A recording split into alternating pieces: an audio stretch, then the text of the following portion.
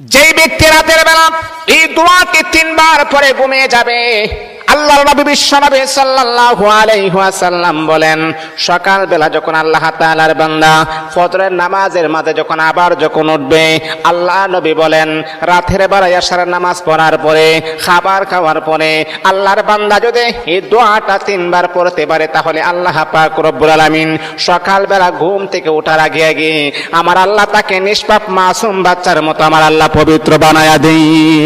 দোয়াটা সবাই আমরা জানি, আমরা সবাই কিন্তু দোয়াটা জানি, কিন্তু আমরা আমল করি না। দোয়াটা হলো আস্তাগফিরুল্লাহাল্লাযী লা ইলাহা ইল্লা হুয়াল হাইয়ুল কাইয়্যুম ওয়া আতুবু ইলাইহি লা হাওলা ওয়ালা কুওয়াতা ইল্লা বিল্লাহিল আলিয়্যিল আযীম।